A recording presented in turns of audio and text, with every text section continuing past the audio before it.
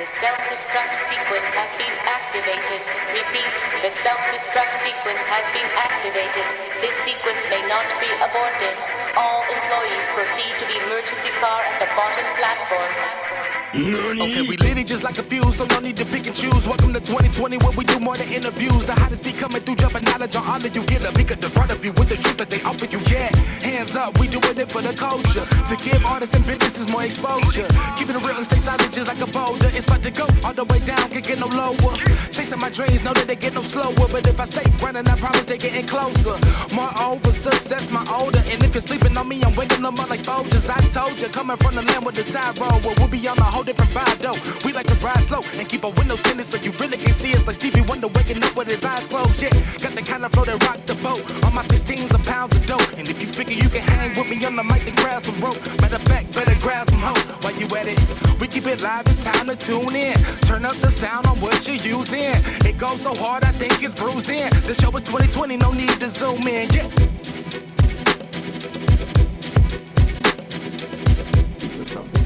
Yes, love it. My best friend won't play with me because she's really like, she's very serious. I'm like, cool, serious. She's like, Esther, did you not say that? You just gonna let that 6 walk? Right, and then when you listen, Bree, so sorry. Next time you come in, we'll still play. And we're gonna play with good old Jeremy. Yes. Can he play? Yeah.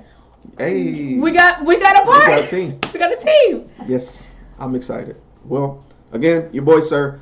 I'm gonna let her have her day. We appreciate you guys tuning in, and we out. Bye.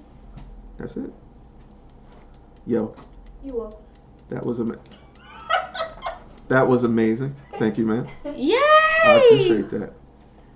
I was trying to, cause I didn't want you to stop talking, so I was like, I got to tell her to move the mic. I was trying to. Sorry. No, you were good. You were good. I'm still recording audio, no longer video. I just wanted to pick your brain a little bit further. Okay.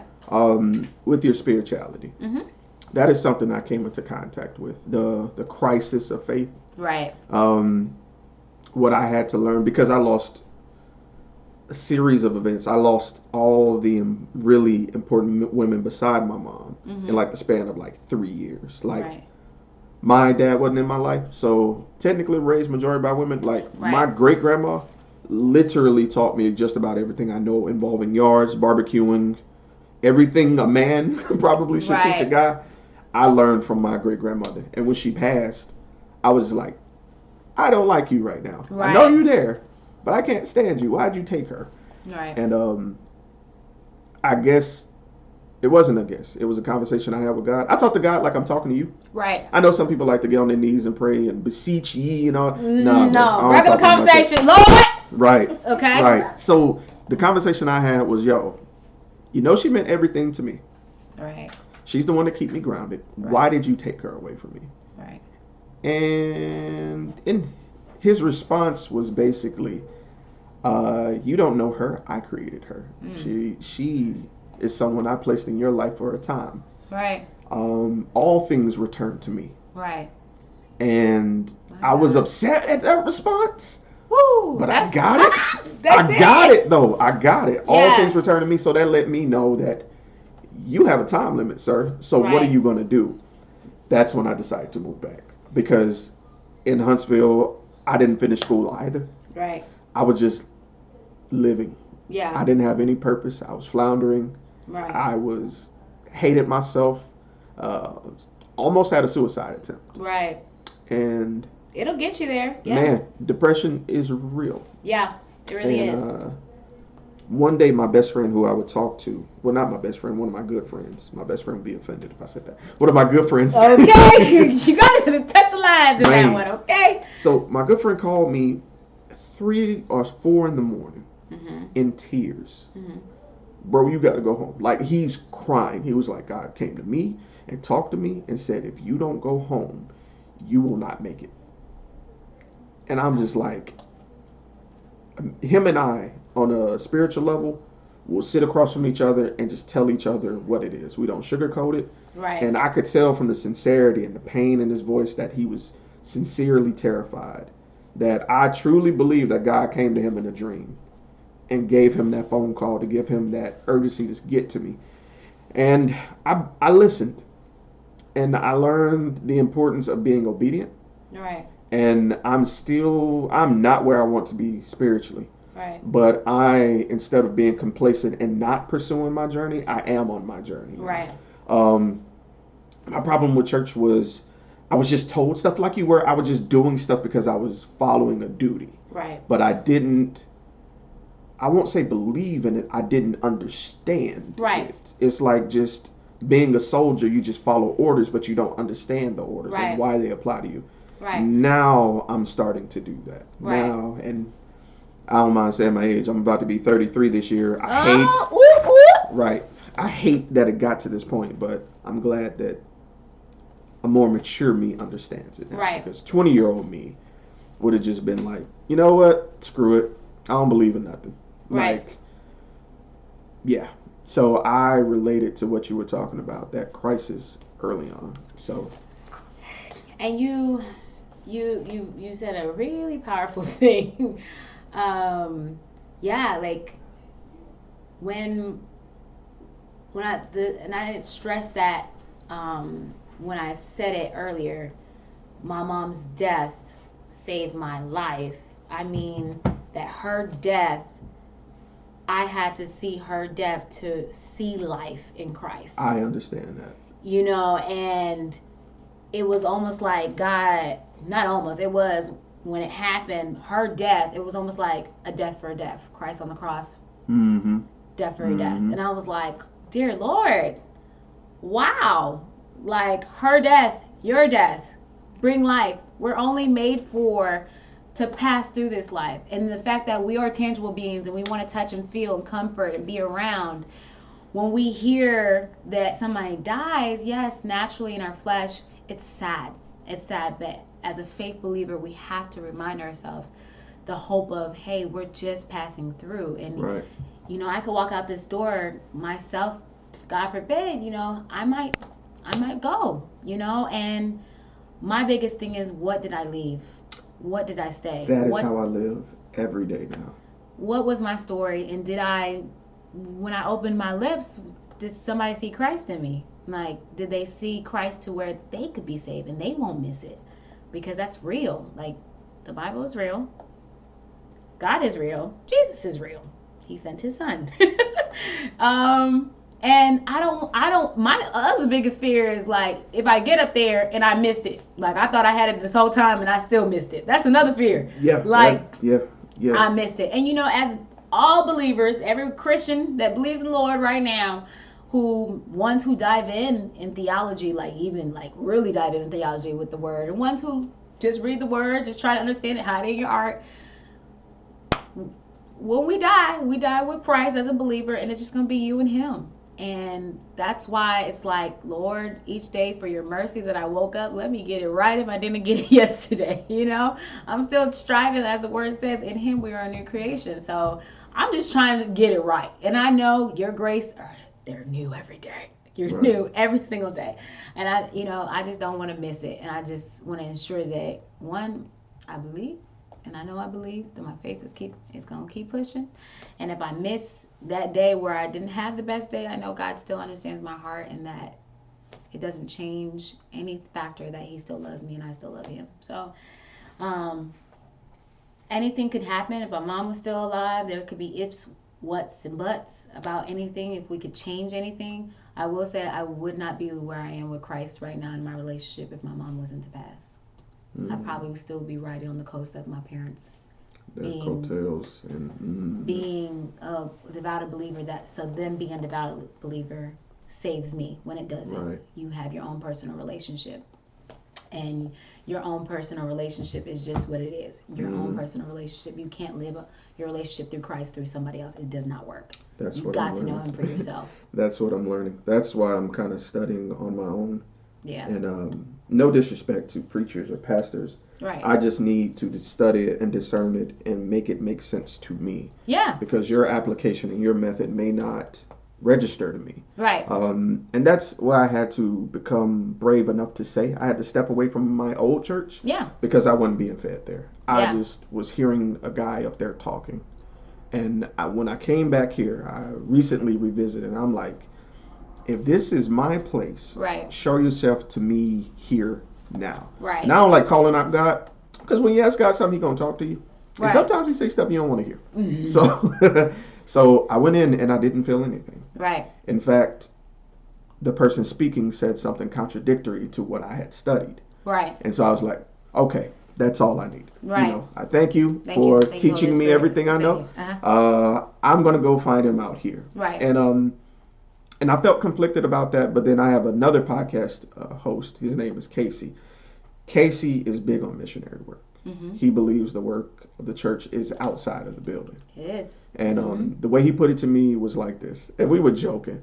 But he was like, bruh, Jesus wasn't at the church all the time. Okay. Jesus was out in the streets, bruh. Synagogues. Bruh, he didn't post up with the Pharisees. He ain't mess with them.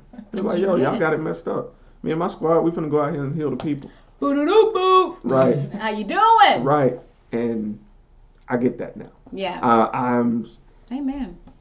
There's a difference between following orders and being secure in your own faith and your path, and that's where I'm at now. So I'm secure in the fact that I'm comfortably and confidently pursuing my own way. So I'll throw my shoe at you. Please don't, because it might be hard. No, you're right. You're right. I'm so sorry. But I mean that's you literally hit it spot on. You know, we are the church. Mm-hmm. It's just a building. Now, granted, in the Word, it does talk about us being around a body of believers, and having a flock, and having leadership, and going to church, the building portion, and having a pastor and a leader it helps, of course, for your accountability and your walk with Christ. I'm a firm believer, whatever the preacher preaches, for you to go back and look at those verses to ensure that it's not being tweaked to customize his sermon. Yes. That it truly is the backstory. So, did he pull the scripture so it can fit his sermon, or did he go by the storyline of what that book really entails? Like, I'm glad you said that, because when I would do that, when I first if you don't mind if I'm gonna bore you for a minute, because I can go about this all day. But anyway, but I won't, because I know you probably got stuff to do. So when I was first going to church, and my aunt who passed away, who was just like the breaking straw for me, I'm like, man, you took everybody, God. Right. My aunt was the thinker in the family. My family was the family that just did as to what they were told, but not my aunt. My aunt was always, let me read it myself, let me check out the history behind it, let me look up who this person is, and then go from there. She does that with every sermon.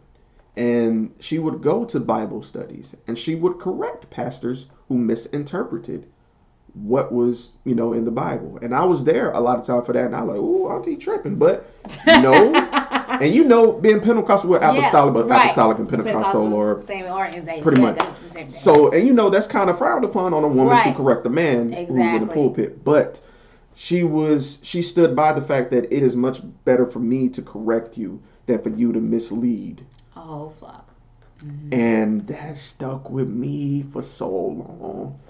And yeah, I do it now. And it isn't that I'm skeptical. Yeah, it is. I'm skeptical. I can't go by what you say. Right. I can't, because you are human. You have an interpretation. Right. You can make mistakes. Right. So study to show yourself approved. Yeah. I'm going to study. Yeah. That's what I'm going to do. And I miss her so much, because just like we're doing, I would come and sit down and we just talk about anything I want to talk about. Christ, conflicting ideals. Right. I remember one time I was like, Auntie, I think I might believe in reincarnation to a certain degree. And she was like, well, it's not in the Bible, but I'm interested to hear what you have to say.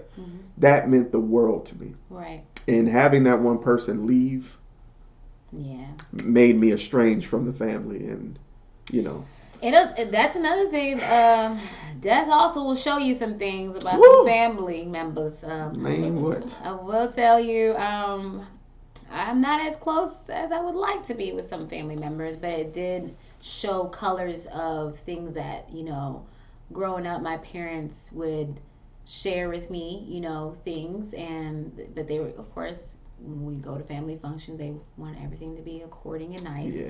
When my mom passed away, we were but it happened. We saw what they were saying, and it was pretty sad. I would say the people who are close to me right now are people who I kind of befriended here. I understand. Sometimes it's just it. Something interesting. It was brought to me. The phrase "blood is thicker than water" Right.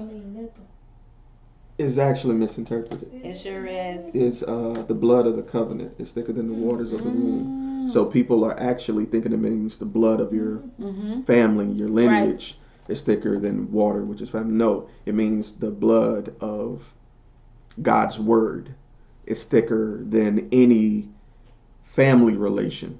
So, wow. Yes, it's wow. Yeah, did not know that. Right. Oh, come on, that is a nice piece of jewel right there. Crazy. Wow. And it goes to show you why you can't just take what someone says as law. Right. You have to go and study it yourself. Yeah. So, which is why I'm big on history. I'm a history buff. I love going back and forth, which is really got me on this path. The first thing I did, I was like, I need to go find out who this King James dude was.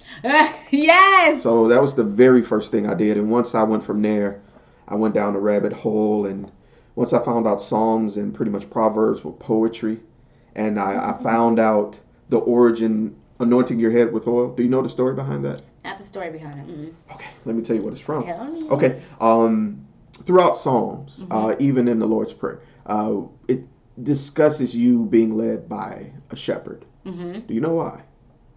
Because in those times, in that area, everything was really circumvented around sheep.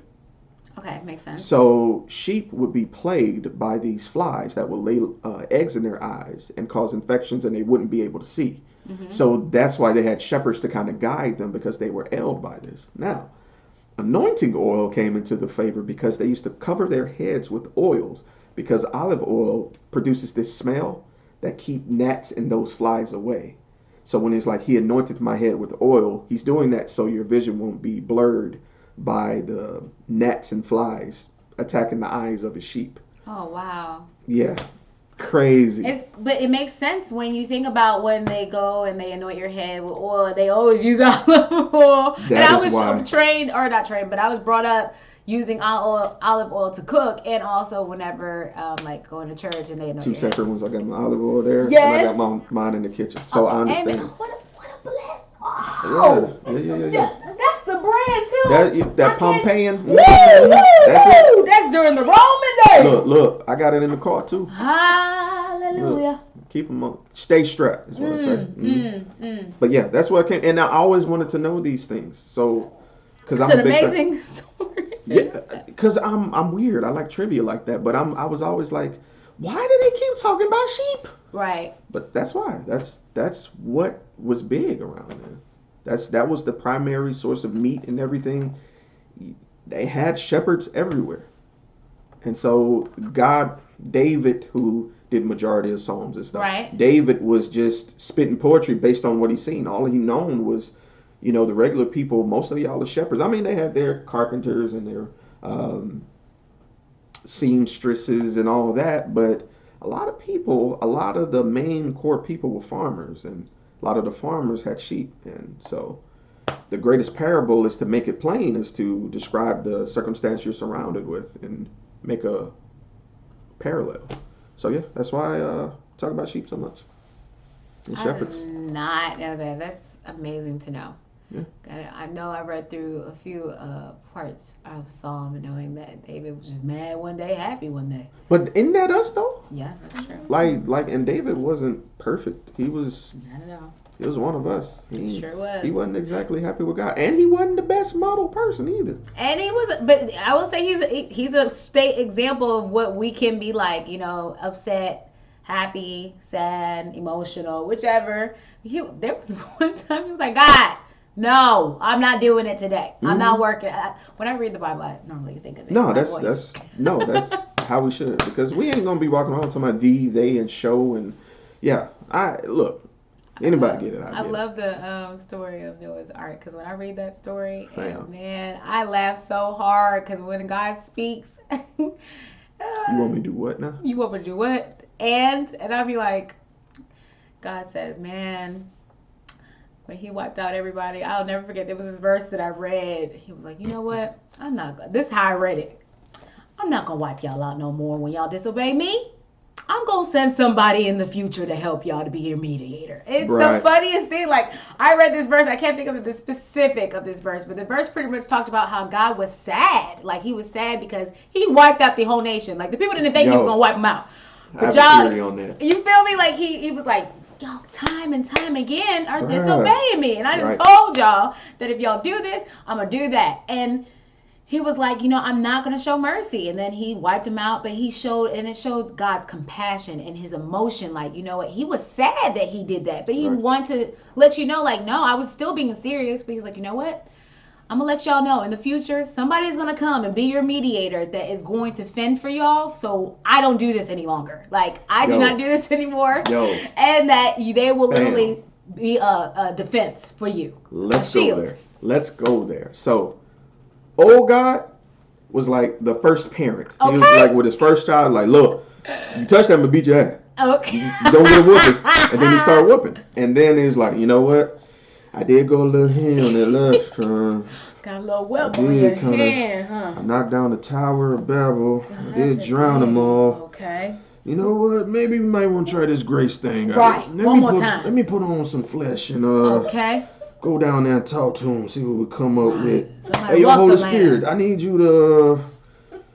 Yeah, we got to make this shake because they ain't listening. They ain't listening. So, yeah, I definitely feel that. I felt like God was more harsh, but because this is gonna sound weird, but I hope you're open minded to think this. I think God looks at us and He was like, I can design this path for you, but free will is going to guide whether you follow it or not. That's the way I feel it works. Right. Free will is a gift that He gave us. And so in a sense, it's a gift and a curse because, yes, we can follow His word as He has His pre-made plan for us. Right. Or we could just be hard-headed and just bump our head against every wall we come across. But it's in the word. And I people always go back and forth and battle about that specific term of free will. But it is true because in the event, if that was the case, everybody would be following Christ.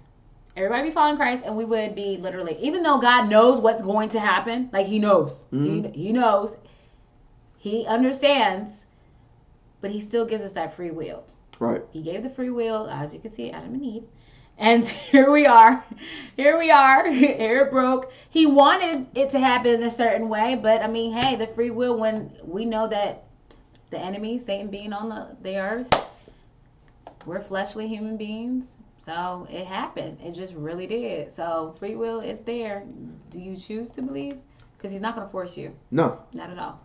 And then that's what I think is cool because I think the part, I mean, don't get me wrong. The entire story of Jesus, His life is pretty dope. Even though I would love to know what He did in that gap. Like just little weird stuff. Like Jesus went fishing today. Like I would love to see like little odd stuff like that. So I think if someone was to do like a Netflix series, just the unmarked years of Jesus. A real one, don't play with Him. Yes, like nothing comedic, just like just genuine stuff that we felt like Christ would have come across, or like just make it modern. Like not, how do I say this? Make it modern in this aspect of we talk about the grandiose things He did. Let's talk about the menial things He went through, like the day-to-day stuff we go through. Right. Let's see what someone would think Jesus would do or how He would exude His wisdom in that time. I would love to see something like that. So if you're writing and you're listening to this, please try it. But anyway, just don't try Him. You know what I'm saying? I don't like when people be trying Jesus. But please stop trying Him. I think my favorite story about Jesus is when He went to pray in Gethsemane. And even His flesh spoke out. Right. You know, and it's powerful to the point where He was praying to the point where He was sweating like He was bleeding. When even God's Son's flesh was saying, yo, if there's any other way, pass this cup from me. Right. Even with God being all knowing, the fact that the flesh surrounding God's Son still said that. Right. Let me know that yes, we're born in sin and yes, we can be forgiven, but I can't beat myself up because at the end of the day, the flesh is as what the flesh wants. It wants to live. It wants to be. And when you take up your cross, you're taking up everything that's going to go against your flesh. Right. So you're going to have conflict. Right. So I was thinking I wasn't being a good Christian because I was having conflict within myself of, yeah, I want to do the right thing, but I don't want to. Right. Like, I want to be like the best Christian ever, but I don't want to go through it. Can you pass this along? Can I skip this test? And that's when I came across that story and what really occurred. It was, he knew what he had to do. Right. But the flesh didn't want to, but he still did it anyway. Right. And so that gave me hope. Yeah. Yeah. And the discipline behind it too, like of course 40 days being in the wilderness where he was tempted. Tried him. Hey, cuz, we'll give y'all all that. Okay. And I'll give you all the downtime mobile, fam. Just need all the downtime. It just, and we know that we strive to be like Christ daily as a believer. It's tough. It's very tough. The encouraging portion is, we are told in this life, yes, it's not going to be easy. Just because you say it doesn't mean it's going to be easy, but he did definitely encourage and share with us that, there will be hope because he's with you. Right. That even though when you don't think that you're covered, he is still covering you. I recently, small little testimony because it recently just happened. Small little testimony that I just paid for a car, paid off my car. Listen to the story, it's real life. Okay. But I had paid off my car. It was back maybe like November, December. Got my title in the mail. I was like, ooh, hey, yes. And for me, it was huge because I was like, this is my first paid on car by myself. All right. So excited. I paid off my car. Yay. And then maybe like 3 weeks, it went out on me. And I was devastated. But it was weird because the way I took that devastation was very different. Maybe years ago, maybe I would say 4 years. 4 or 5 years. 4 or 5 years ago, I probably been like, oh my gosh, I cannot believe this. And I probably have been a little more dramatic. But when it went out on me on that night, it was about 3 weeks ago, I literally was discouraged. I was disappointed. But I wasn't irate or excessive where I know I could have been just thinking about it. So I just think about the spiritual maturity in that aspect. But I was just like, okay, all right, this got to be a joke, but okay. Literally, I had told one of my friends, I've told a couple of my friends, but I shared it with one of my friends who had contacted me. And she was like, girl, I have another car. You can use this car as long as you need to for your shopping needs, your essential needs during this quarantine. Now, granted, I live like 5 minutes away from the mall, so even if we were working, I know I'd be able to get to work because literally I'm right around the corner.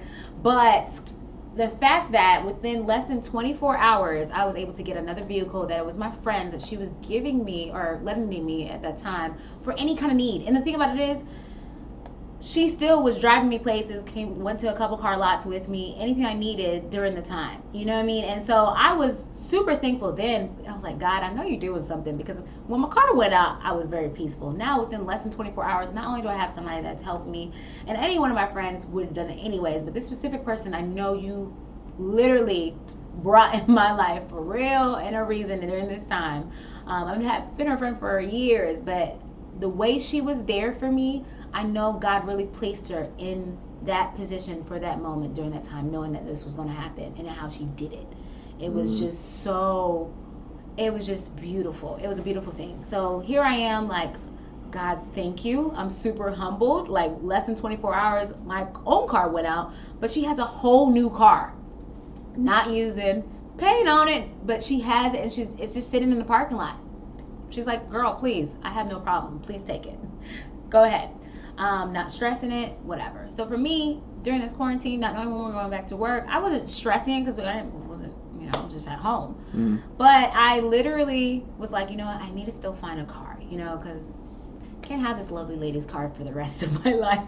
And I really vowed to be like, hey, I'm still gonna, if you need help and assistance with this car, I got you, because it was only right. But she was like, no, you don't need to do anything. It does get to this point, we can do this, but hey, you're good. And so I literally I had a list of things I wanted in a new car. I was like, my old car, and not only that, I got my old car that went out, I got it checked. I needed a new motor. I was like, oh my gosh, no, that's too much money. Went to different places. The one that lended me the car, like, my friend who gave me her other car, her boyfriend checked it for me. He's a mechanic, or used to be one. Her dad's also a mechanic, so they talked about it. And they were like, yeah, you do need a new motor. They're not lying to you. And so I know God literally was in this thing this whole time, because I went a couple car lots. I was like, this is what I want. This is my budget. This is what it is. And, you know, me as an adult working on a credit, of course, to make sure I can get a house within a couple years. So, you know, I'm planning things. I don't want people touching my credit, okay? Right. You know, Very much. You know, I look at my credit quite often, okay? So I was like, so I'm gonna go these few places, hopefully, because my list of things that I wanted in a car, it was doable, but I know it would be a little tough. But Right. it was doable. I got a couple no's, definitely got a couple no's, and then I got some yeses, but it was still a yes if you do this. And I'm like, no, Right. I don't have that, and I don't have this, so no, like, I can't do that. Like, you're not going by. I said, okay, fine. So I laid off for a couple days. You know, my friend checked in on me. She was like, you know what? How are you doing? I'm like, good. I'm looking for a car. I'm working on it, girl. And she was like, hey, by the way, there's no rush. You can keep my car as long as you need it. Just want to let you know I have my other car, so I'm not tripping. Right. And I'm like, okay, thank you so much. Really appreciate you. Once again, still humbled at the fact that she did that. Not to say that she, you know, she's not a nice person, but giving somebody else a car is really serious. Very serious. And so I was like, okay, thank you so much. Another friend of mine, she was like, hey girl, I have a person, one of my other best friends, who knows about cars. You should definitely contact him. And I knew him because we mutually have a friend together, and we've done events and been in places together because of our mutual friend. So I contacted him. He gave me some insight, what to go in, ask him for, and how to do it. And for me, I was like, okay, God. I told God, I was like, you have been amazing through this thing. I was like, God, I don't know why I'm so peaceful about what's going on right now. And I don't know why I'm so at peace, but I am. And I know this is nothing but you. I said, now, I got some insight from, you know, my friend's friend. And then I had my other friend who lent me the car, who on that day after I got my insight, she also told me that her dad was going to buy my old car and refix it to give to their younger brother. So she was taking it off my hands, and that money that they were giving me was more than any other dealership was going to offer, and it was also able to add into my down payment. Whoa. So not only did he give me something, God put somebody in my life to give me a transportation within less than 24 hours, he also enabled that same person to take my old out of my face. Okay, so that in itself had me weeping. Okay, not only did you take my baggage away, you not only had this carrying me, okay, you had somebody literally get my transportation, my forms of transportation temporarily. And not only that, you took that old out of my new face, out of my face, so you can prepare me for my new. And so I knew I had drove across the bay for this. I was like, okay, God, I'm going across the bay. I don't want to do this. I done got my down payment. You have been there all this way. I'm driving in her car right now. You done took my old out my face, okay? Lord, I done got some no's. And, you know, some of those yeses, they weren't what I needed, so they end up still being a no. I was like, God, I don't know what you're going to do, but as soon as I walk into this dealership, I know you got me covered. I need a miracle. I needed to come right now. I needed to rain down, and I believe you're going to do it. Like, I came in there like that. So I walked in that thing. I said, hey, how you doing? Okay. Sat down. Okay. Talked to a lovely name. Her name is Jasmine Watson over at Matt Bowers Nissan. Shout out. Shout out to her and Daphne. It is across the bay, but it's well worth the drive. Okay. So went in there, talked with her. I was like, hey, Jasmine, this is what I got. Let me tell you. I gave her all the scenarios. I was like, I'm not hiding nothing. Okay, This is my budget. This is what I'm looking for. I was like, this is what I don't want to go over. This is what it is. I said, okay, I'm looking for these cars that can fit in this budget. Now, the funny thing about this is I came in there saying, hey, we can do an 18, a 19, if we can mark a 19 as a new, because we're still kind of in the beginning of the year. Right. I said, we can do that. I was like, but this is what the kind of styles I'm looking for. This is what it is. And she was like, okay, all right, let me see what I can do. Went back there. I mean, she was biting nails. Came back, talked to me. She said, "Hey, this is what we got." I was like, That's not. I said, I know that. That's not. No, that's not what we. I said, Jasmine, go back a little further. Right. Can you Indeed. keep on going, Jasmine? You're almost there. You're almost there. Right. She's like, okay. She's like, can you do this? I said, oh, Jasmine, you didn't hear me when I came in, huh? I said, Jasmine, let's go back, Jasmine. Listen, I said, this is what I could do. This is how it goes in the car dealership. 1,000%. Okay. I said, Jasmine, I told you I could do this now. This is how it goes. Okay. And I said, you came back and said this. And she said, okay, let me go back. Let me talk to my manager. I said, okay. She came back. She said, can you do this? I said, ooh. I said, that's a little lower. But that's still not what I had said. Okay, that's still not what I said. Jasmine, go back. I said, go back. I believe in you, Jasmine. Man. That's what I said. And so I thought about it. I said, you know what?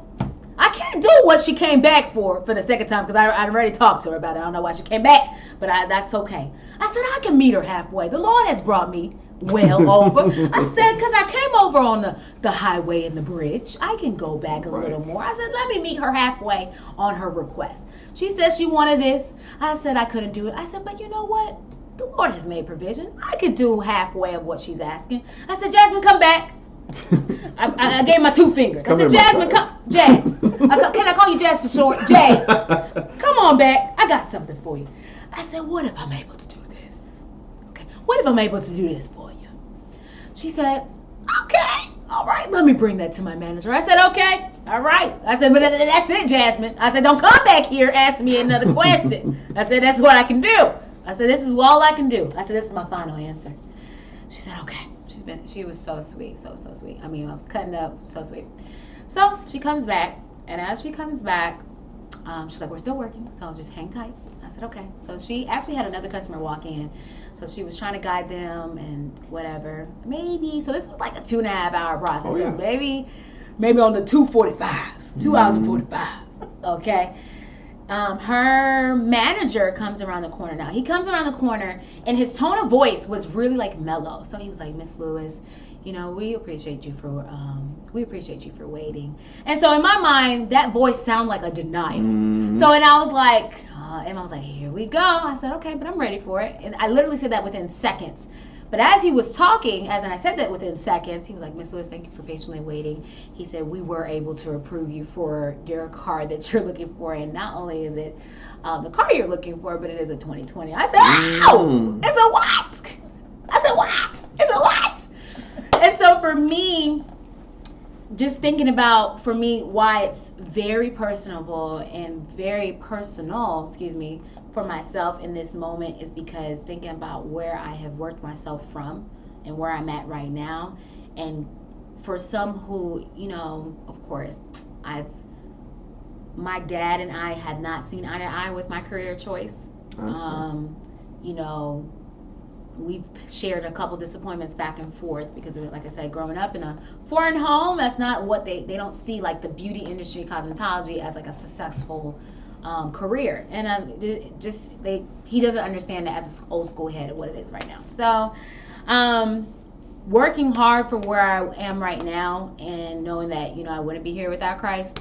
It was really, really, really, really, really dear to my heart when they said that, and being able to say that I have a new car and being new that it is, and saying that I was able to get that is huge for me.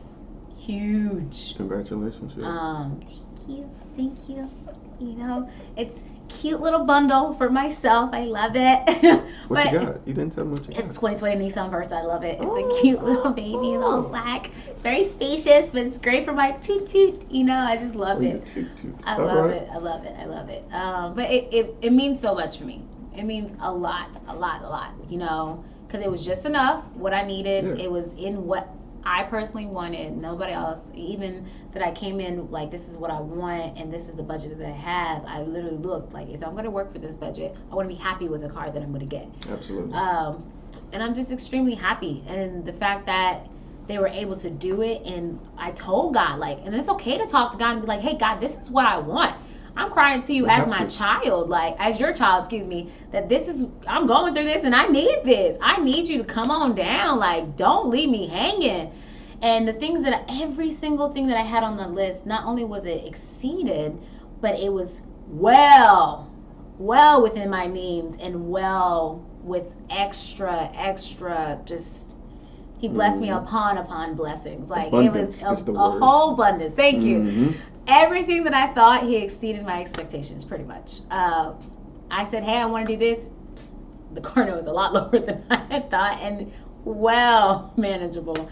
I can't actually wait to put my first car note. Actually, I'm just so excited. Really? I can wait. I'm saying, because the funny thing, it's less than my old car. How's my car note of a 2020 new car is less than my old car? It be like that. $100 worth less, by the way. I believe you. You know, and the fact that the funny thing is, my insurance, I had to transfer it over, and then I found out my new insurance quote. I'm like, oh, that's too expensive. I went shopping the other day, and I transitioned to a different insurance, and it's well below, once again, what I was paying. And I'm like, God. And I think about how this whole thing transpired, how I was so peaceful about this, and I knew it was the Holy Spirit. I knew it was God. Like, the fact of how peaceful I was throughout this whole thing and how everything fell. Had another car to help me get to my needs. Had somebody take my old car away from me and then be able to provide the provision for my new car. And then be able, when I did not feel like going to that car lot, my other friend who had a friend that used to work for a car dealership told me like, hey, you actually should have been there yesterday. So tomorrow I need you to go. But I was so tired of going to car lots and getting those denials. I didn't want to go. It's almost like when you don't want to work out and you go work out and it's a good workout because you went to work out, but you didn't feel like going. Very same way. I did not, a whole place. I didn't want to go. I was like, God, I do not want to go. I said, but you know what? Can't be in this lovely baby's car forever. I'm going to go. And I went and walked out with a whole new car. Like, walked out a whole new car. And I just think about, like, it's a whole blessing. God has carried me through this whole thing. And the beauty with that is the fact that he has a billion people with so many problems. Right. But he still made me feel like I was the only one. That I wasn't a bother. That's the intimacy. Woo! That's what laid me out. I laid out. So I am 100% thankful. And 100% thankful for you allowing me to talk. Yes. Oh, before I forget, one of these is yours. Yeah, thank you. Get a wristband. Come on. We got the wonderful choices of red or red. So. Yes, we want to thank you, 2020 podcast. Hey. So, yeah, I appreciate you sharing that. That was an amazing story. I'm going to keep that, actually, if you don't mind. That testimony is everything. So, yeah, I'm going to cut this here. So, if you're listening, bye. Esther Lewis, go follow.